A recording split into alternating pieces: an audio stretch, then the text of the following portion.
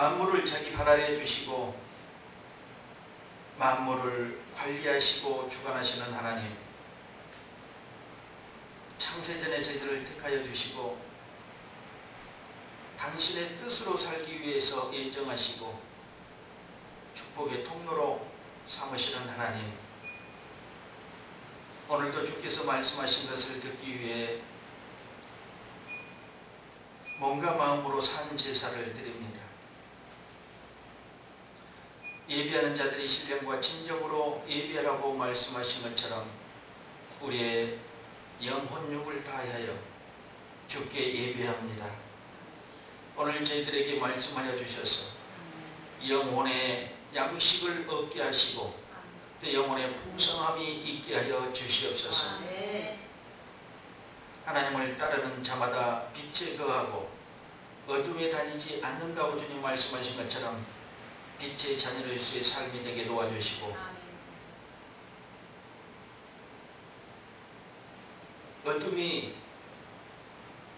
담하지 못하고 어둠이 작아지 못하도록 날마다 빛의 열매를 맺게 하여 주시옵소서. 오늘도 예배 가운데 말씀하시는 것을 성령께서 알려주시고 길을 열어주셔서 눈을 밝혀주셔서 듣게 하시고 보게 하여 주시옵소서. 감사드리며 예수님의 이름으로 기도드리옵나이다. 아멘.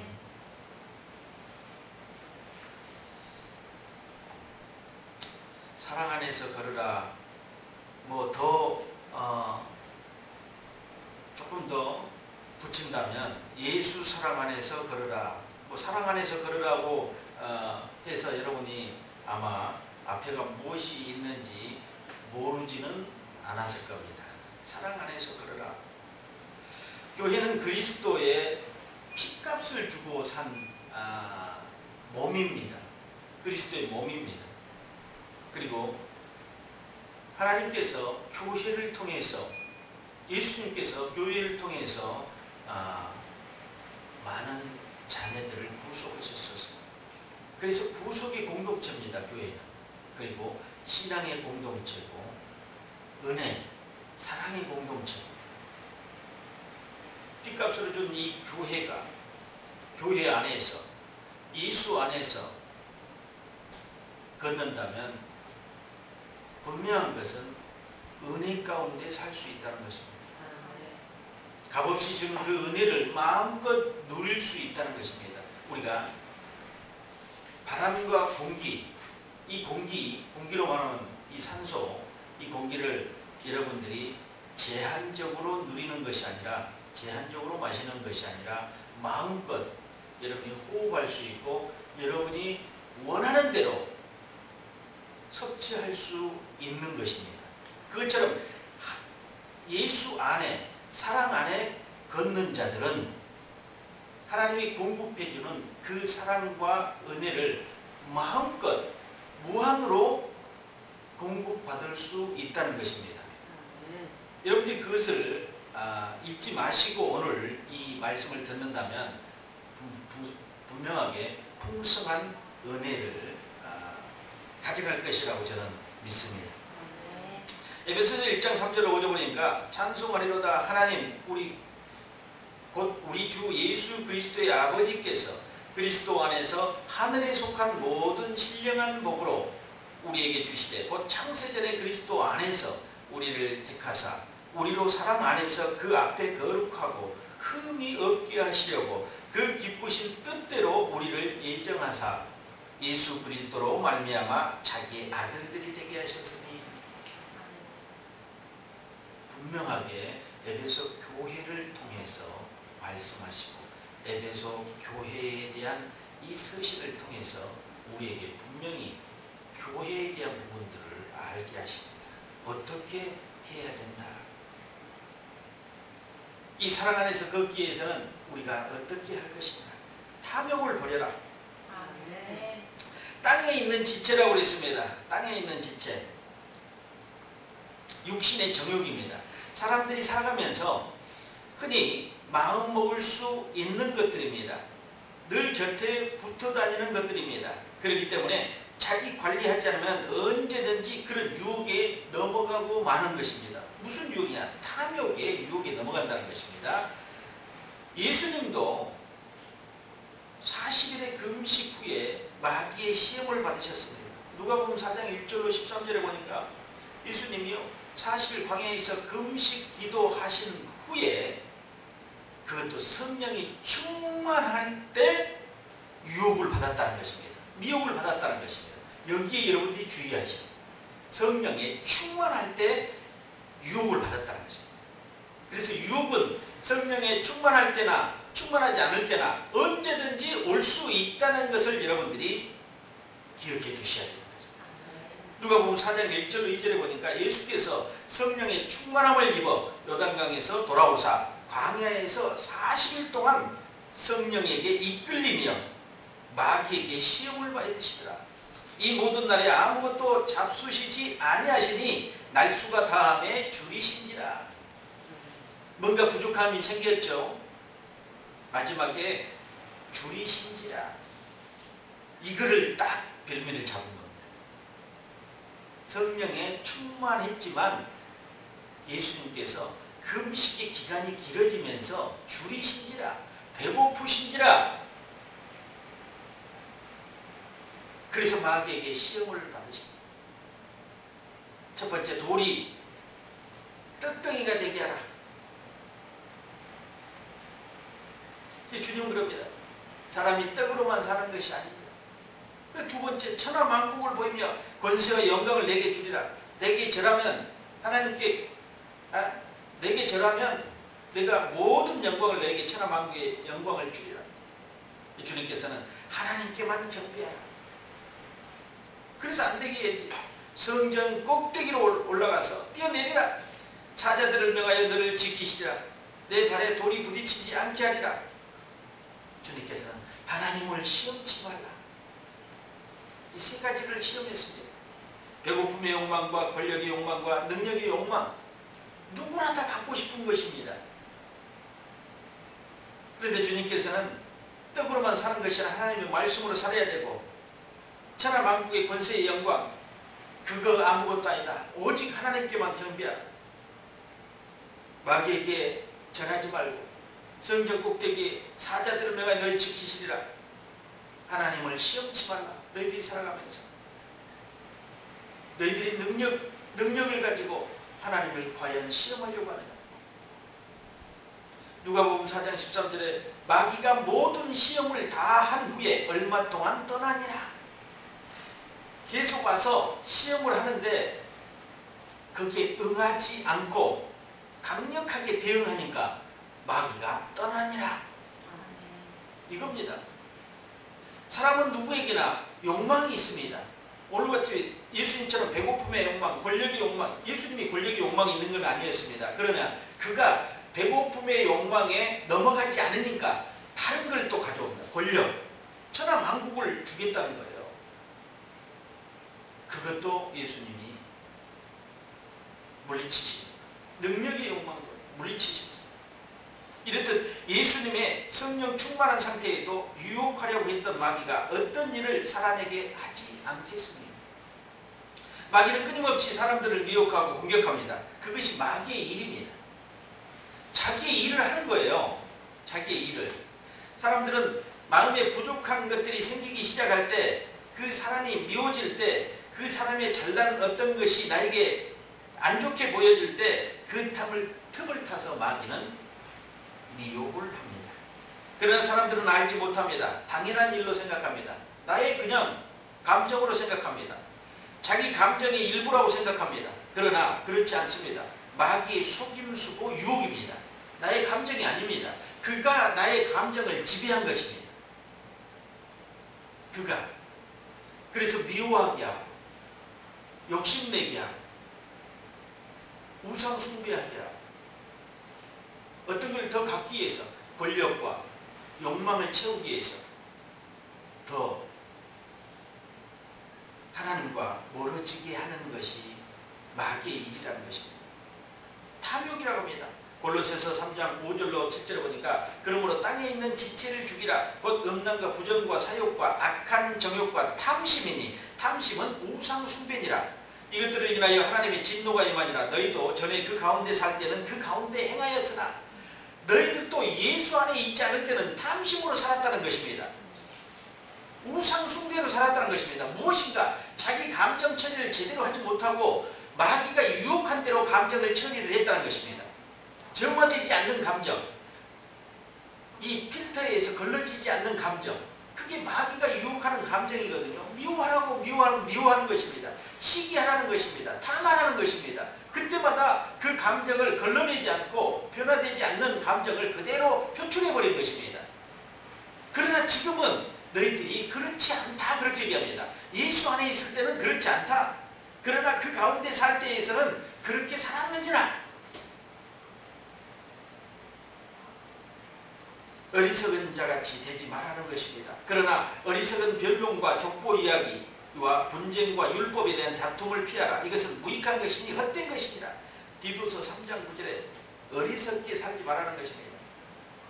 그러면 너희들 아무 상속도 받지 못한다. 고린도전서 6장 9절에 10절에 보니까 불의한 자가 하나님의 나라를 유업으로 받지 못하느냐. 미혹을 받지 말라. 음란하는 자나 우상 숭배하는 자나 가늠하는 자나 탐색하는 자나 남색하는 자나 도적이나 탐남하는 자나 술 취한 자나 후욕하는 자나 토색하는 자들은 하나님의 나라를 유업으로 받지 못하느냐. 여러 가지 내용이 나왔는데요. 미혹은 속이는 것입니다. 그리고 남색 동성애예요. 탐색 탐하는 거, 토색 갈취하는 거, 후욕 욕하는 거, 탐남 탐욕하는 거, 이런 것들이 몸에 배어서 사는 자는 하나님의 기업을 받을 수 없다는 것입니다. 이게 마귀가 다 쓰는 내용들입니다. 마귀의 일터에, 마귀의 창고에 가득 쌓여있는 감정들입니다. 그리고 인간들에게 행하라고 던져주는 좋은 것들로 포장돼서 던져주는 것들입니다. 이것들에 미혹되면 하나님 나라를 유혹으로 갈 수 없다고 합니다. 갈라디아 5장 21절에 투기와 술취함과 방탕함과 또 그 같은 것들이라 전에 너희에게 경계한 것 같이 경계하노니 이런 것을 하는 자들은 하나님의 나라를 유혹으로 받지 못할 것이다. 그럼 어떻게 해야 되냐? 감사해야 된다. 부족하다고 생각할 때는 감사합시다. 더 갖고 싶다고 생각이 들 때, 더 채워야 한다고 생각이 들 때도 언제나 한결같이 감사합시다. 그러면 부족한 것이 내 마음에 가득 감정으로 채워지기 시작합니다. 그럴 때 마귀에게 유혹을 받지 않고 마귀를 물리칠 수 있는 힘이 되는 것입니다. 감사는 마귀가 싫어합니다. 예수님께서 공격을 받았을 때 그렇게 마귀에게 적절한 언어를 써서 마귀를 쫓아버린 것처럼 여러분도 그렇게 부족하다고 싶을 때 마귀는 어떤 것을 가지고 와서 사람을 미혹할 수 있습니다. 그럴 때 여러분은 감사로 마귀를 쫓으시기 바랍니다. 사람이 채우지 못한 것들은 결코 쉽게 사라지지 않습니다. 내 안에 들어와서 형성되고 자리 잡으며 지속적으로 그 생각은 나를 괴롭힙니다. 그러기에 그것을 빨리 정리해야 하는데 그것이 곧 감사입니다. 감사는 습관이나 행동은 정말 나를 위한 것입니다. 하나님께만 하는 것이 아니면 사물에나 환경에 하는 것으로 생각하지 마십시오. 감사는 나에게 하는 것입니다. 곧 하나님께 한 감사가 나에게 다시 돌아왔다는 것입니다. 그래서 하나님께 감사를 하지요. 원초적인 것은 하나님께 감사하지만 곧 그거는 깊게 생각해 보면 나에게 감사하는 거랑 마찬가지라는 것입니다. 하나님께 감사하는 부딪힘이 있습니다. 하나님께 우리 산에 가서 뭐 야호 하면은 저기서 부딪혀서 다시 야호가 돌아오잖아요. 부메랑처럼 돌아와. 옛날엔 그게 참 신기했는데 신기한 일이 아니에요. 우리가 하나님께 감사하면요, 감사가 하나님께 부딪혀서 다시 더 큰 감사로 우리에게 온다는 것입니다. 이걸 위해서 우리는 감사를 생활화해야 되는 것입니다. 오히려 감사하라. 빌립보서 4장 6절에 아무것도 염려하지 말고 오직 모든 일에 기도와 간구로 너희 구할 것을 감사함으로 하나님께 아뢰라. 아멘. 이렇게 여러분이 기도할 때도 또 중보할 때도 감사함으로 하나님께 아뢰면 모든 것을 하나님께서 응답해 주실 겁니다. 염려하지 말고. 염려는 키를 한 자나 자라게 하지 못하고 머리카락 1cm도 자라게 못하는 것이 염려입니다. 근데 사람들은요, 어떤 사람들은 염려를 달고 사는 사람도 있어요. 우리도 가끔 염려가 옵니다. 가끔. 우리 감정에 빈 공간이 생길 때 항상 무엇인가 우리에게 옵니다. 염려도 와요. 근심도 와요. 낙심도 옵니다. 공간이 비어있을 때는 많이 그 형제들을 데리고 오겠죠. 공간이 조금 비어있을 때는 염려만 오겠지만, 그래서 염려가 왔을 때 여러분들이 즉각 퇴치하냐 아니면 그냥 방치하느냐에 따라 달라집니다. 여러분의 안에 무엇인가 은혜롭지 못한 것들이 외부에서 기인되거나 내 안에서 솟아오를 때 즉각 감정 처리를 해야 됩니다. 그렇지 않으면 그것은 둥지를 틀게 됩니다. 그래서 더 두려움을 갖다 줍니다. 그러니까 사랑을 없애버리는 거죠. 어둠을 갖다 주면서 두려움을 갖다 주면서 사랑은 싹 안개처럼 사라지게 해버립니다. 그렇게 해서 더 염려하게 만들어, 염려가 더 눈덩이처럼 커지게 만드는 게 마귀의 작전인데, 여러분에게 그 염려의 감정이 싹 틀 때 예수 이름으로 그냥 단호하게 물리치십시오. 아멘. 물리쳤다고 느낌이 드는 것은 뭡니까? 내 안에 염려가 생각나지 않아야죠. 다시는. 그런데 예수 이름으로 강력하게 선포했는데 돌아서니 또 염려가 나. 안 된 겁니다. 제거가 안 된 것이라고 여러분 느끼셔야 됩니다. 그럴 때 더 강력하게 예수 이름으로 명하노니 내 안에 있는 염려는 떠나갈지어다. 이렇게 해서 평안함이 와야 됩니다. 그 염려의 감정이 사라지고 평안함이 올 때 염려는 떠나간 것입니다. 또 하나는 불순종을 버려라. 마귀는 속이고 불순종하게 합니다. 주께서 받으실 만한 것이 10절에 뭐라고 했어요? 주께 기쁘시게 할 것이 무엇인가? 시험하라고. 로마서 12장 1절로 2절에 보니까 그러므로 형제들아 내가 하나님의 모든 자비하심으로 너희를 권하노니 너희 몸을 하나님의 기뻐하시는 거룩한 산 제사로 드리라. 이는 너희의 드릴 영적 예배니라. 너희는 이 세대를 본받지 말고 오직 마음을 새롭게 함으로 변화를 받아 하나님의 선하시고 온전하신 뜻이 무엇인지 분별하도록 하라. 여기서 중요한 것은 이 세대를 본받지 말라는 것입니다. 거룩한 산 제사로 드리라는 것입니다. 현 세대는 하나님을 모르고 살아도 괜찮다. 하나님을 떠나서 살아도 괜찮다. 하나님과 아무 관계가 없어도 잘 살 수 있다 하는 게 이 세대입니다. 이게 엄청난 거죠. 이 세대를 본받으면 어떻게 하겠어요? 어둠 속으로 사라지는 거죠. 어둠 속으로 안개처럼 사라지는 거죠. 그래서 우리는 거룩한 산 제사를 몸과 마음과 생각 한꺼번에 다 드리는 것이 산 제사입니다. 몸 따로, 생각 따로, 또 나의 영 따로 이렇게 하는 것입니다. 그럴 때 하나님의 선하시고 온전한 뜻이 무엇인지를 분별할 수가 있습니다. 하나님의 말씀에 전적으로 순종해야 됩니다. 믿음은 들음에서 납니다. 그 들음은 하나님의 말씀을 들음입니다. 듣고 행하지 않으면 깨닫지 못한 것입니다. 깨달았다는 것은 알았다는 것이에요. 알았다는 것은 행함으로까지 이어지는 것입니다. 그게 알미입니다. 그런데 알면서 하지 않는 것은 불순종하는 것입니다. 불순종은 마귀가 되는 것입니다. 순종하지 않는 것입니다. 순종하지 않으면 사람은 새로워질 수 없다는 것입니다. 그건 뭐냐? 다른 말로 변화할 수 없다. 변화되지 못한다. 불순종의 삶에서는 변화가 없습니다. 늘 불순종입니다. 바울은 우리를 새로운 피조물이라고 그랬습니다. 고린도후서 4장 17절에 보니까 그런즉 누구든지 그리스도 안에 있으면 새로운 피조물이라. 이전 것은 지나갔으니 보라 새 것이 되었다. 그리스도 안에 있으면 새로운 피조물이다. 불순종하는 자는 그리스도의 밖으로 자꾸 나갑니다. 그러니까 변화되지 않죠. 그리스도 밖으로 나가면 변화되지 않습니다. 옛 것을 다시 가져옵니다. 아까 너희들도 그러하였느냐 했는데 그겁니다. 너희들도 그러하였느냐, 어둠에 거하였느냐, 불순종의 자녀였느냐, 그것으로 다시 돌아가는 것입니다.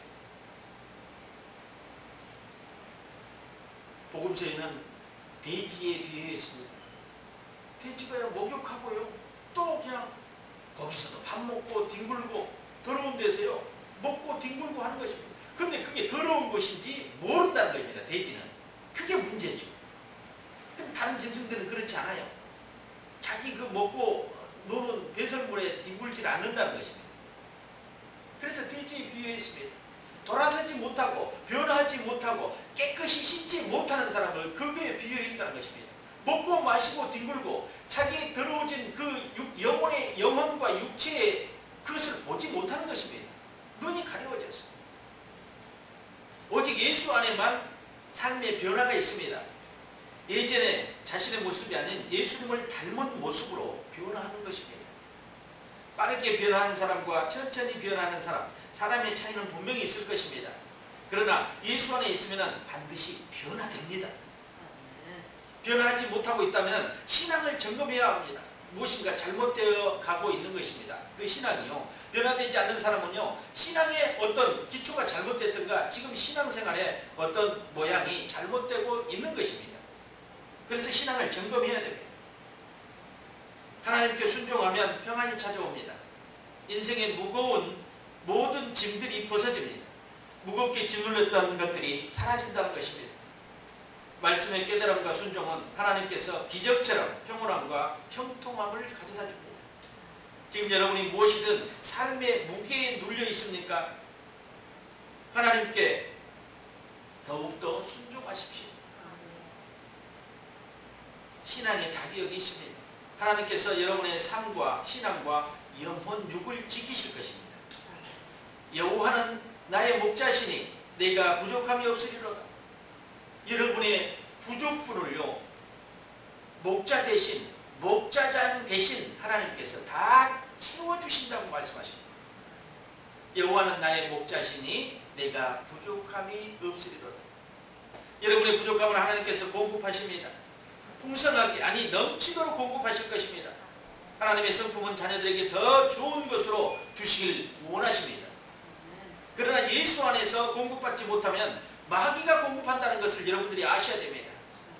무엇인가요? 어디선가는 공급을 받습니다. 그런데 누구에게 공급을 받느냐가 얼마나 중요한지 모릅니다.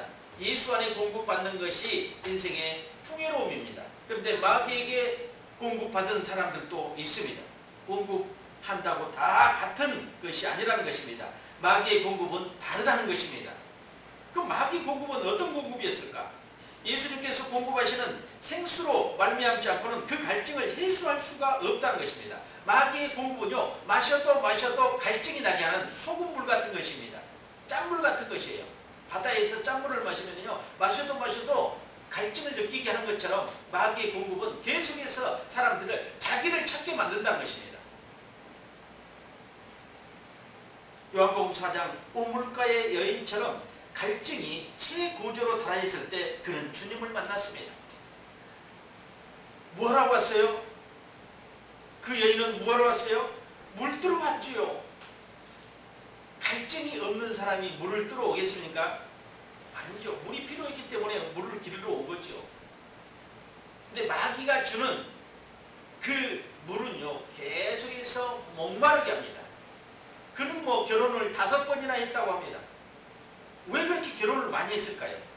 만족하지 못하기 때문에 그렇게 했습니다. 그게 목마름입니다. 목마름. 그런데 그 목마름은요 주님을 만나는 순간에 한순간에 그냥 다 해결되어 버렸어요. 주님을 만나니 모든 갈증이 사라져 버렸어요. 그럼 물을 마셨습니까? 아니에요. 메시아를 만나고 메시아에게 인생의 길을 안내받음으로 인해서 갈증이 해소되어 버렸어요. 자기가 우물가에 왜 왔는지도 모르고 흥분이 고조됐습니다. 물동이를 버려두고 동네로 뛰어갑니다. 자기 인생에 가장 목말라 있던 문제를 풀어주셨기 때문입니다. 그는 물을 뜨러 왔어요. 물을 뜨러 왔는데 물을 떠가지고 갔어요? 아니요. 그것이 문제가 아니었다는 것입니다. 근본적인 문제를 주님께서 풀어주셨어요. 너는 물의 문제가 아니다. 너 안에 영적인 갈증, 목마름이 있었다는 것입니다. 그것을 하나님께서 풀어주니까 그는 자기가 원래 목적이 물을 뜨러 왔어요. 물동이를 들고 샘에 우물가에. 그런데 물동이를 버려두고 동네로 뛰어갔다고 했습니다. 그리고 뭐라고 했습니까? 메시아를 만난 거라. 그 뒤에는 이 말을 빼먹었어요. 그래서 나의 갈증이 해소됐느니라. 나의 모든 문제가 풀어졌느니라. 그걸 막 외치고 싶었던 거예요. 복음서에는 그 뒷말을 기록해 놓지 않았지만 제가 보니까 그 말까지도 분명히 했을 겁니다. 그렇게 몸부림쳤고 풀리지 않았던 갈증이 풀어졌다는 것입니다. 메시아를 만남으로 만난 증거입니다. 여러분의 갈증 예수 안에서 걸으십시오. 풀어집니다. 반드시 풀어집니다. 걸은다는 것은 움직이는 것입니다. 사랑 안에 아까 걸으라고 그랬잖아요. 제목이 사랑 안에. 사랑 안에서 움직이는 것입니다. 액션을 취하는 것입니다. 이럴 때 사랑의 그 은혜를 듬뿍 받아 누리고 예수 안에서 사랑하며 걸을 때 우리의 모든 문제는 풀어진다는 것입니다. 오늘의 말씀 제목처럼 예수 안에서 걸어야 하는 것입니다. 예수 사랑 안에서 걸어야 하는 것입니다. 끝으로 빛의 열매를 맺으라. 성경에는 빛의 열매를 착함과 의로움과 진실함이로 이렇게 진실함이라고 이렇게 얘기했습니다. 구절에 보니까 빛의 열매는 모든 착함과 의로움과 진실함에 있느니라. 또 여기서는요, 오늘 말씀에서는 하나님을 기쁘시게 하는 것이 무엇인가 보고 어둠에 참여하지 말라, 아니면 죽은 자들의 가운데서 일어나라, 이렇게 네 가지 조건들을 말씀하고 있습니다. 이제는 주 안에서 빛이니 이렇게 했어요. 8절 너희가 어둠이었더니 이제는 주 안에서 빛이라. 데살로니가전서 5장 5절에 보니까 너희는 다 빛의 아들이요 낮의 아들이라. 우리가 밤이나 어둠에 속하지 아니하느니. 주 안에 있는 자들은 다 빛의 아들이요 낮의 아들이라. 대낮에 환할 때 그 아들은 어둠의 자녀와 낮의 자녀는 다른 것입니다. 빛의 자녀고 우리가 밤의 어둠에 속하지 아니한다. 두 가지 이렇게 표현했어요. 빛의 자녀와 낮의 아들. 이 어둠에 거하지 않고 빛의 자녀들의 삶 속에서 나타난 것은 열매라는 것입니다. 성령의 열매.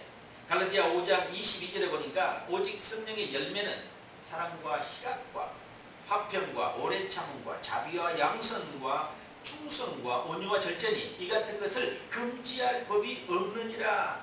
하나님도 이거를 금지할 법이 없다는 겁니다. 여러분들이 성령의 열매 맺는데 방해할 자가 없다는 것입니다. 하나님도 방해하지 않는데 마귀는 혹이라도 방해할지 모르기 때문에 여러분들이 그것을 긴장을 해야 된다는 것입니다. 열매 없는 어둠에 참여하지 마라. 열매 없는 것은 고린도후서 6장 14절에 너희는 믿지 않는 자와 멍해를 같이 하지 말고 의와 불법이 어찌 함께하며 빛과 어둠이 어찌 사귀며. 열매 없는 것 같이 살지 말고 열매 없는 자들과 같이 움직이지 말라는 것입니다. 멍해를 같이 매지 말라. 불법이 어찌 함께할 수 있느냐. 디모데전서 5장 22절에 아무에게나 경솔히 안수하지 말고 다른 사람의 죄에 간섭지 말고 내 자신을 지켜 정결케 하라. 여러분이 안수할 일은 없겠지만 주의 종에게도 해당되는 거죠. 다른 사람의 죄에 간섭지 말고 내 자신을 정결케 지키라. 그러니까 다른 사람의 죄에 가타부타 얘기하지 말라는 거죠.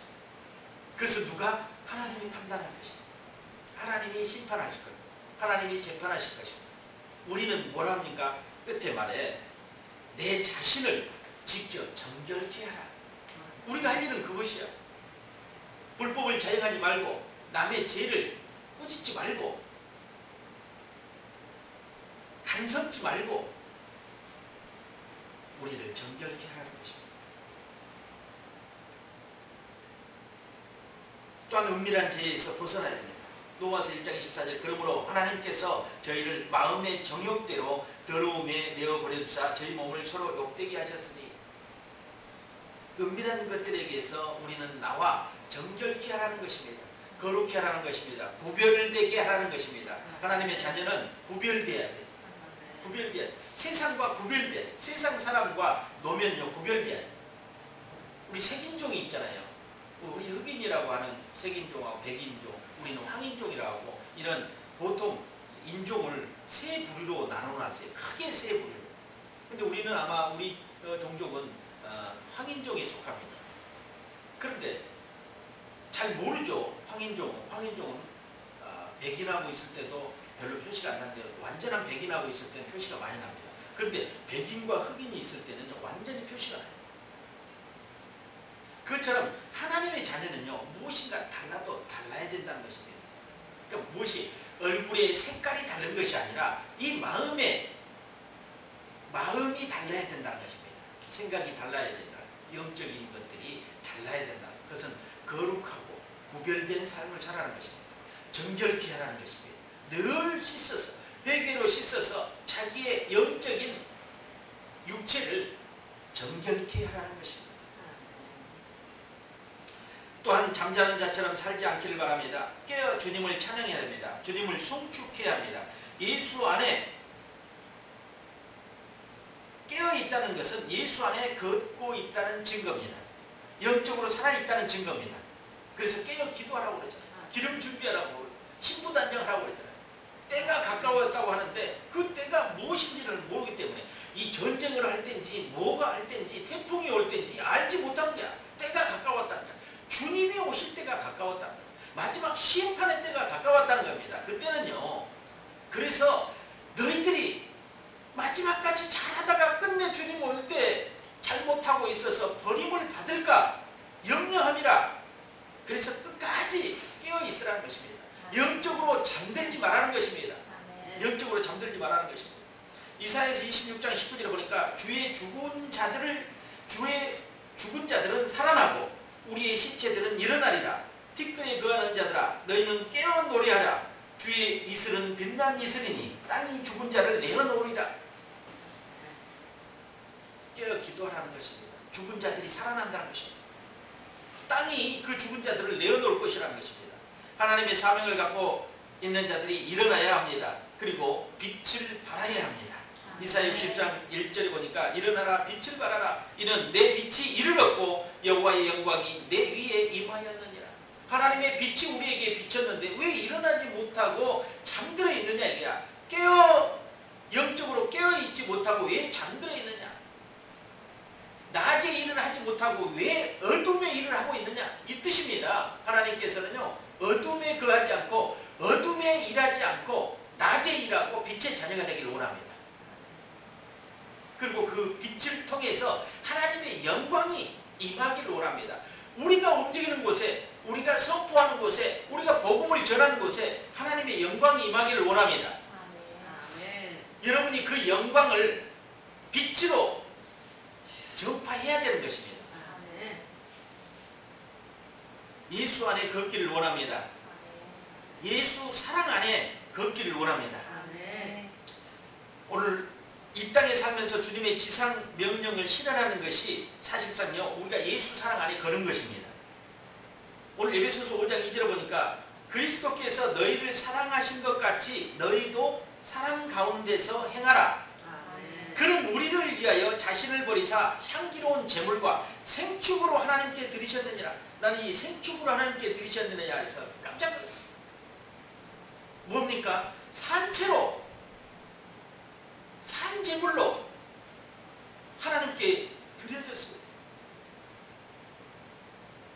아브라함에게 백세 얻은 이삭을요 산채로 드리라고 그러잖아요. 그를 집에서 잡아오라고 하지 않았어요. 산꼭대기까지 올라왔어요. 산채로. 그래서 살아있는 것을 산채로 잡아서 하나님께 드리라고 그러잖아요. 근데 그 이전에 이미 하나님은요 예수님을 통해서 그 산제사를 받으신 겁니다. 그 받으신 것을 이 땅에 다시 하나님께 드려졌습니다. 산처럼 향기로운 제물과 생축으로 하나님께 드리셨느니라. 이러기 때문에 예수 사랑 안에서 우리가 걸을 수 있게 된 것입니다. 깨어 걷는 자들에게 하나님의 의로운 빛이 임하고 그 빛으로 세상에 나와 모든 착함과 의로움과 진실함으로 살아간다면 예수님과 함께 걷는 인생이 될 것입니다. 모든 그리스도인들의 노망인 주와 함께 걷는 것입니다. 그러나 아무것도 하지 않고 그와 걸을 수 없습니다. 그에 합당한 순종의 열매와 빛의 열매가 맺어져야 된다는 것입니다. 위대한 건축자 여러분, 모두는 예수 안에서 걸어야 되고 사랑 안에서 걸어야 합니다. 아멘. 인생의 진행이 진실되고 확실해야 합니다. 예수 안에 걷는 자들이 형통하며 하나님의 나라의 백성입니다. 사랑 안에서 걷는 자들이 오직 예수님을 닮고 예수님이 지시하는 그 진리의 길로 갈 수 있다는 것입니다. 깨어있는 자만이 예수 사랑 안에 걸을 수 있는 것입니다. 낮의 자녀들이고 빛의 자녀들만이 사랑 안에서 걸을 수 있다는 것입니다. 끝까지 지상 명령을 우리가 수행하기 위해서 복음을 전하기도 하고 우리의 삶을 점검하면서 우리가 마귀의 일을 하지 않고 마귀의 유혹에 넘어가지 않으려면 예수 안에 걸을 때 우리는 확실하게 천국을 소유하게 될 것입니다. 기도하겠습니다. 하나님 감사합니다. 우리를 사랑 안에 걷게 하시고 예수 안에 걷게 하시고 또 빛의 열매를 맺게 하심에 감사를 드립니다. 착함과 진실함과 의로움으로 살게 하여 주시옵소서. 성령이 이끄시는 대로 살게 하여 주시옵소서. 성령의 열매를 맺게 하여 주시옵소서. 동고의 건축자들이 모두가 다 예수 안에 걷게 하시고 예수 사랑 안에 걷게 하셔서 끝까지 믿음을 지키게 하여 주시옵소서. 버림받지 않게 도와주시고 오직 하나님의 택함을 받는 그런 하나님의 백성으로 사랑받게 하여 주시옵소서. 감사드리며 예수님의 이름으로 기도드리옵나이다. 아멘.